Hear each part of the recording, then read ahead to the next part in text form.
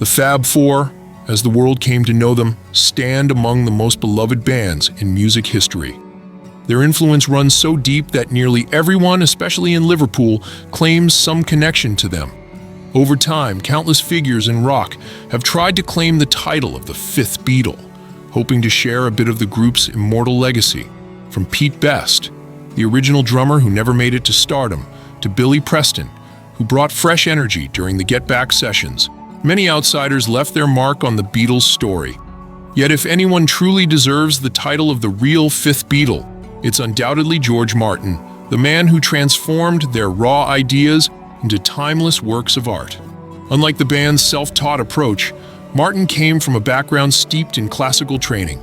He was the translator between chaos and harmony, turning the band's creative sparks into structured brilliance. John Lennon once told Rolling Stone that Martin's contribution was invaluable, saying his musical knowledge elevated the group, while their wild creativity, in turn, taught him something new. But by the time Sgt. Pepper's Lonely Hearts Club Band began taking shape, cracks had started to form. Though Martin masterminded innovations behind tracks like Strawberry Fields Forever, the Beatles were now determined to take the wheel themselves. Their independence became most apparent when Paul McCartney composed She's Leaving Home. Unlike earlier songs such as Eleanor Rigby, Martin wasn't asked to oversee the orchestration. McCartney, growing impatient as Martin worked with singer Cilla Black, turned instead to arranger Mike Leander to craft the string section. When Martin found out, he later called it one of the biggest hurts of my life. In his memoir, All You Need Is Ears, Martin recounted the painful moment. McCartney had come to him the next day with a completed score, ready to record. I recorded it, Martin wrote, with a few alterations to make it work better, but I was hurt. Despite the emotional sting, She's Leaving Home became one of the most hauntingly beautiful pieces on Sgt. Pepper.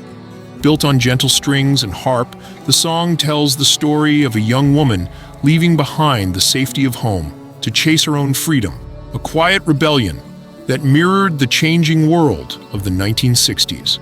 McCartney explained that the song was inspired by a newspaper article about a missing girl. The headline was something like, "A-level girl dumps car and vanishes," he recalled.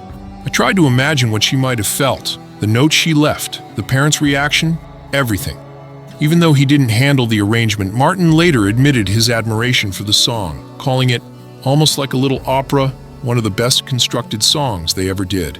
However, the harmony between the band and their producer wouldn't last. During the sessions for the White Album, tensions ran so high that Martin eventually took a vacation to escape the storm of egos clashing in the studio.